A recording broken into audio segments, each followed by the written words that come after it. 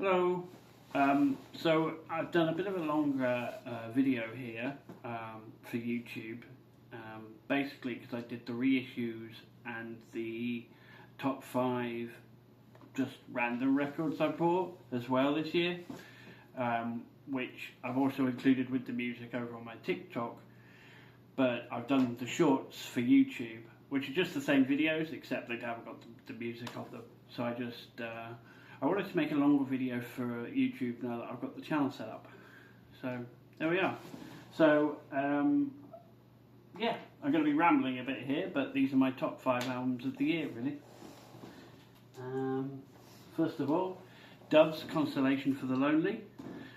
They did a lot of events and things to do with the local record shop, Wax and Beans, where I normally buy most of my records from, and so I was lucky enough to get it signed.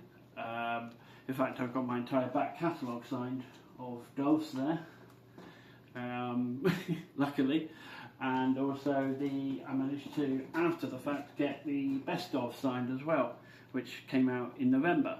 But I'm not including that in the Best Of albums because it's a compilation, so it would be cheating, wouldn't it? So yeah, really happy with it, really. I had a bit of a comeback after the Universal Wanted things, and really nice gatefold, and yeah, a standard black I went for rather than the orange and the other variants that were out there. To be honest, yeah, I'm not normally all that fussed about it, unless it's a particularly rare variant somewhere, like a 2x45 RPM, something that adds to the soundstage rather than just as a gimmick, particularly not picture discs and things. I'm not that kind of person, unfortunately. But yeah, really happy with it. Number 4 is Soulwax, All Systems Align, which has a lot of Easter eggs on it for a vinyl, because it's Soulwax, and I didn't realise until recently how many Easter eggs Soulwax generally put on their vinyl, like putting the catalogue number and the side with a test tone on every side. So it kind of throws you a little bit, but apparently that's normal for Soulwax. I recently played B-side on a DJing gig thing that I did, again up at Wax and Beans, and I really enjoy that side actually. Yeah,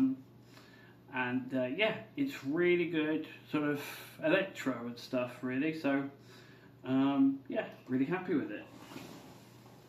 Number 3 is Miami Horror. We always had tomorrow. I had to get that right because it's technically incorrect, but there we are. And it came out in, I want to say, February this year. I got into Miami Horror the July previously to that, because I was listening to a lot of Empire of the Sun, because their reissues came out in July of 2024, and then the algorithm got me into this, basically, because it's very similar. It's Australian sort of sunset-esque, really nice sort of, what do you call it, synth pop sort of stuff, and this is a lot more chill than their previous stuff. And I also went out and bought their other ones, which are just down there, and they're a lot more, one of them's a lot more disco, the other is definitely synth pop, and this is ambient more so than the other one, so yeah, I'm really happy with it. Number 2, Daniel Avery, Tremor, which I was lucky enough to see him and meet him quickly whilst he was getting a whiskey at his gig, because they didn't have it on the rider, and saw him at the gig and got him to sign a couple of other ones that I've had of his, and I really liked this. It was actually a real surprise because I hadn't heard the album before I saw him live, and the sound just blew me away. I kind of keep comparing it to a fighter plane, and yeah, I really like it. It's you can't put it into a single genre, but I think the best music you can't really. And this is all signed on the inside. It's got an inside signed insert and I actually ordered this after I saw him because they didn't have these at the gig. So I had to order the deluxe from Domino directly. And this is in a really nice red. So yeah, again, really good. And then number 1 is Mandrake Handshake, Earthside World, which is basically psychedelic rock.